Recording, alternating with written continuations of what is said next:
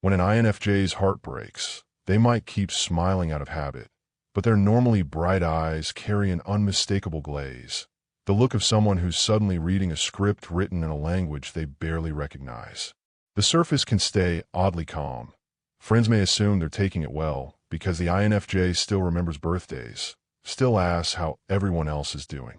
Inside, however, unseen tectonic plates grind against each other, and every polite nod is covering a seismic shift in their private landscape.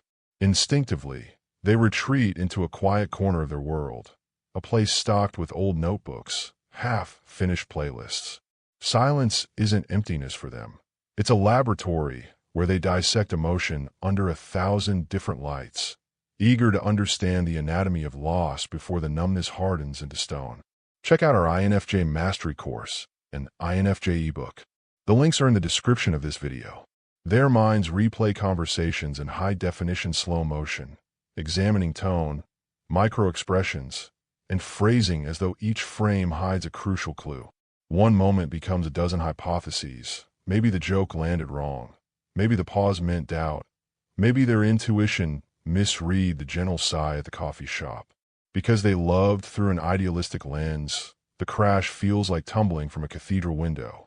The shattering of trust isn't just disappointment. It throws their prized intuition into question, and for a while they second-guess every hunch they've ever had, worried that the compass they relied on was magnetized by wishful thinking. Even in the thick of their own hurt, the INFJ's empathy keeps tracking the other person's well-being. They worry whether their former partner is sleeping, eating, coping, paradoxically amplifying their pain because each concern is a fresh thread connecting them to what's gone. To survive the turbulence, they write. Pages fill with aching prose, fragmented poetry, philosophical letters no one will ever see. Words are a bloodletting of the spirit, and the pale glow of a laptop screen at 2 a.m. becomes both confessional and confessor. Music follows, but not just as background noise. They'll loop a single song for hours until the melody and their heartbeat synchronize, letting the cadence guide tears toward release. Later, they might hike under a sky stippled with starlight, listening to wind glide through trees, nature's percussion soothing wounds synthetic walls can't reach. Dreams turn cinematic. One night, they're walking familiar streets that bend into impossible mazes. The next, they're confronting their ex on a moonlit pier that dissolves the moment forgiveness is spoken. Waking feels like stepping out of a novel mid-chapter, the plot twisting somewhere beyond consciousness. Friends notice the gradual vanishing act, unanswered texts, canceled brunches, social media stories gone dark. It isn't spite nor drama. The INFJ is cocooning, gathering scattered soul fibers so they can stitch themselves back together without fraying in public. During the quiet hours, they face mirrors, and not just the glass kind. They scrutinize character flaws, wondering if being too much or not enough paved the road to goodbye. Shadows they once kept tidy in psychological closets spill out, forcing a candid reckoning with perfectionism, boundaries, and fear of abandonment. Time, that patient sculptor, keeps carving space between memory and immediacy, and eventually raw grief begins to harden into something workable. The INFJ's strength emerges in alchemy. Pain is transmuted into purpose, and the very insights that once sliced them open become tools for healing others. Suddenly, they're mentoring a friend through divorce, writing blog posts about self-compassion, maybe volunteering at a helpline where their hard-won empathy serves as a lighthouse. Each act of service feels like threading gold through the cracks. When new love finally knocks, skepticism lingers at the threshold. They open the door, but only after ensuring their inner sanctum has a sturdier lock. Trust now requires transparency, and they speak boundaries out loud instead of hoping someone will intuit them. If contact with an ex endangers equilibrium, they close that chapter with irreversible finality. No nostalgia tours, no just checking in messages. It's not bitterness. It's an act of conservation, protecting rare emotional resources from further drought. Out the other side, they carry subtler gifts, a refined intuition stripped of naivete, a resilience that doesn't roar but hums like a well-tuned engine, and a love still profound yet now intertwined with radical self-honesty. Their heart may bear hairline fractures, yet each fissure refracts light, casting prisms on walls that once were plain white. Sometimes the most haunting part of heartbreak for an INFJ isn't what happened, it's what could have been. Their mind doesn't just mourn the loss of a person, it mourns the entire story that was supposed to unfold. They grieve future vacations, inside jokes that were yet to be born, children they may have never had, or the version of themselves that only came alive in that specific relationship. Their vision of love isn't casual, it's mythic, layered, symbolic. So when it breaks, it feels like a sacred book was torn in half mid-verse and set on fire. They might start seeing symbols everywhere. A cafe you once went to becomes a portal to a moment they can't walk back through. A phrase you use stays suspended in their mind, echoing through unrelated conversations. They'll feel haunted in the most poetic way possible, haunted not by ghosts, but by energies they once wrapped themselves in like a second skin. To others, it may seem dramatic or overly sentimental, but for them, it's simply truth. INFJs live on emotional frequencies that most people can't even tune into. And in that deep internal solitude, they begin to peel themselves back, layer by layer, trying to understand who they were before love entered the room and rearrange the furniture of their identity. They don't just want to move on, they want to evolve. It's not about distracting themselves with new dates or trying to prove they're fine. It's about understanding how love shaped them, challenged them, hurt them, and what they must now become because of it. They might even dive headfirst into books, psychology, spirituality, anything that can help them put language to their ache. It's common for an INFJ to find a favorite quote or passage that perfectly captures their pain, then write it down and keep it close, like an emotional compass. They search for wisdom in sorrow, always turning suffering into something soulful and illuminating. Check out our INFJ Mastery course, an INFJ ebook. The links are in the description of this video. In some moments, they will question whether they're broken beyond repair. They'll ask themselves if anyone will ever understand the depth they operate from, or if they're doomed to be too much in a world that prefers emotional minimalism. But this despair is temporary, because INFJs are natural phoenixes. They burn, yes, but only to rise again, forged in meaning and clarity. Their healing isn't loud. There are no declarations of vengeance, no angry rants, no cryptic social media subtweets. It's quiet, sacred, almost invisible from the outside.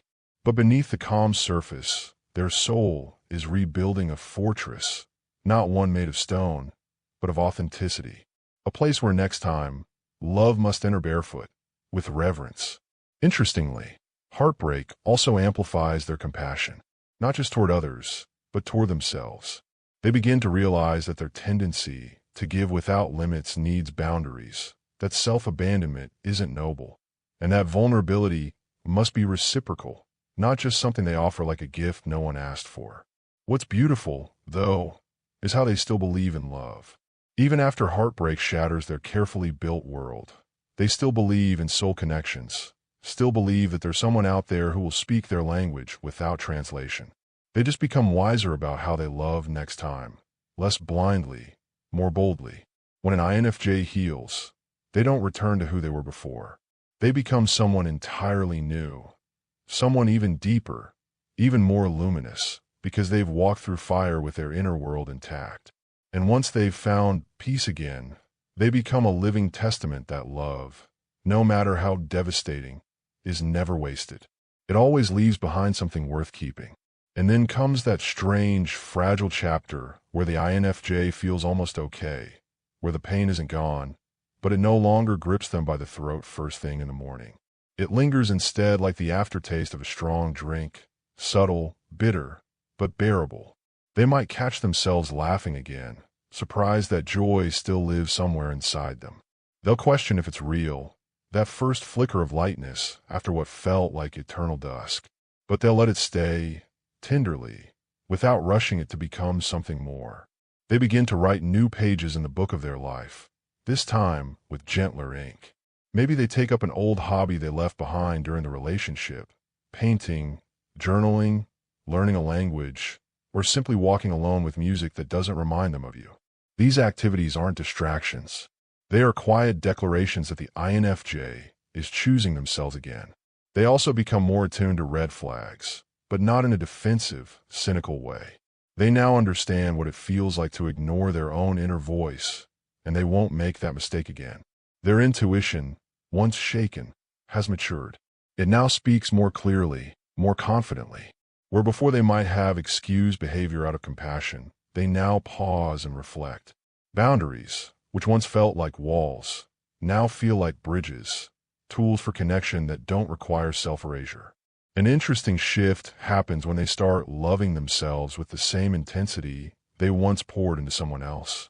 They begin to nurture their needs without guilt, to validate their emotions without needing external permission. Their inner dialogue changes. The voice that once said, "Why wasn't I enough?" now whispers, "You were always enough. They just weren't your mirror." They'll still romanticize things, of course, they're INFJs, but the romance will shift inward. They start falling in love with solitude again, with the way sunlight filters through their curtains in the morning, with the ritual of making coffee slowly, with conversations that actually feed their spirit. They might cry in the shower and still feel utterly okay 5 minutes later. That's the magic of INFJ healing. It doesn't erase the sorrow. It integrates it into the beauty. Sometimes, when they pass by a familiar place or hear a certain song, the ache will return, but it won't undo them anymore.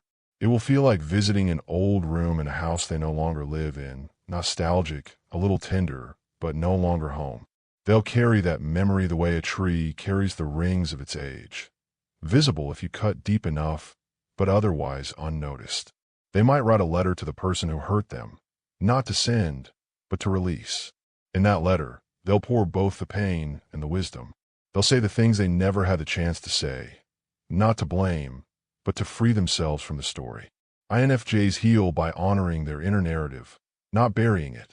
And if that person ever returns, months or years later, seeking reconnection, they'll look at them with new eyes. Not cruel, not cold, just clear.